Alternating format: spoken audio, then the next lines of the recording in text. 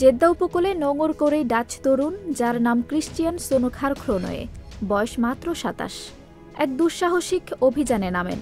লক্ষ্যে শুধু একটি কৌটাইটিক চিহ্ন, মক্কার অবরোধ সদৃশ দেয়াল ভেদ করে ইন্দোনেশিয়ার আচে হজযাত্রী ও আলেমদের মনস্তত্ব বোঝা এবং সেই খবর ডাচ উপনিবেশিক সরকারের টেবিলে পৌঁছে দেওয়া। ১৮৮৪-এর ২৮ আগস্ট জেদ্দায় পা দিয়েই তিনি বুঝে যান অটোমান শাসিত হেজাজে ঢোকার একমাত্র সোপান ইসলাম গ্রহণ।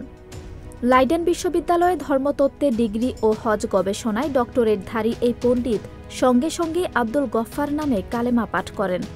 পাশে থাকা ইন্দোনেশীয় এজেন্ট দেজাজি তার আরবি উচ্চারণ ঘষে তোলেন। আর জেদ্দার গভর্নর ওসমান পাশা মুগ্ধ হন তার কোরআন পাণ্ডিত্য ও ক্যামেরা দক্ষতায়।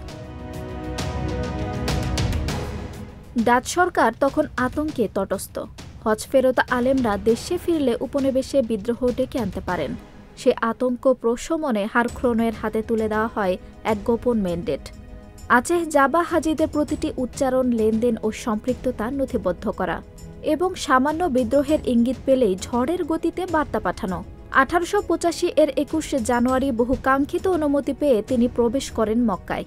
কাটান টানা ৭ মাস। ৪০ কেজি ওজনের ওয়েট প্লেট ক্যামেরা কাঁধে তুলে বন্দী করেন কাবার ছায়া, পাহাড়, আবদ্ধ তাঁবুর সারি, ঈদের গমগমে বাজার আর মদিনাগামী জাভানিজ কাফেলা। প্রতিটি দৃশ্যে ইতিহাসের আলোকরেখা আঁকা হয়ে যায়। চক্ষু বিশেষজ্ঞ সৈয়দ আব্দুল গফফার আল বাগদাদি তার লেন্স পালিশে সহায় হন।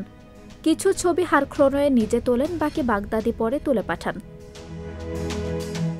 ছবি তোলাই শেষ কথা নয়। থমাস এডিসনের মমের সিলিন্ডার ভর্তি করেন কুরআনের সূরা পবিত্র শহর থেকে সংগৃহীত বিশ্বের প্রথম অডিও ডকুমেন্ট।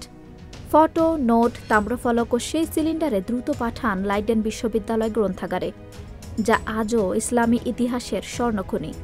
২০১৯-এ লন্ডনে সোথবিজ নিলামে তার একটি সেপিয়া প্রিন্ট ২,১২,০০০ পাউন্ডে বিক্রি হয়ে স্মরণ করায় ইউরোপীয়দের ভেতরে তিনি মক্কা আলোকচিত্রের জনক। যদিও মরুপথে ক্যামেরা হাতে প্রথম ছিলেন মিশরীয় প্রকৌশলী Mohammad Sadiq.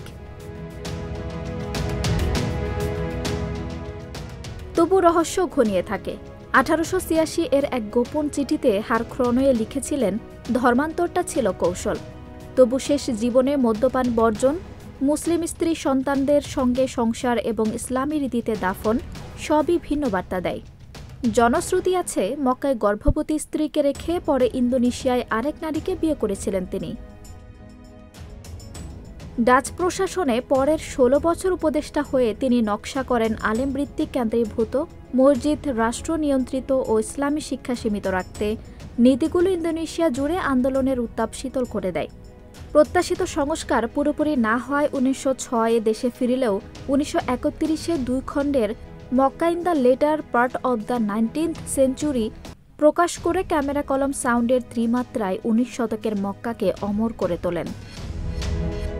Lawrence of Arabian মরুতুফান ওঠার আগেই হারক্রোনোয়ে দেখিয়ে গিয়েছিলেন একজন অভিযাত্রীও ইতিহাসকে কাঁপাতে পারে। ১৯৩৬-এর ২৬ জুন ৭৯ বছর বয়সে মৃত্যুর পরও বিতর্ক অম্লান। গুপ্তচর, পণ্ডিত, অভিযাত্রী না সুবিধাবাদী? উত্তর হয়তো লুকিয়ে আছে তার সেপিয়া ফ্রেম আর মমের সিলিন্ডারে, যেখানে ধাতব শাটারের ধ্বনি আজও মিশে আছে মক্কার হারিয়ে যাওয়া স্মৃতির গভীরে। আঞ্জুম হক আরবি, প্রজন্ম ২৪।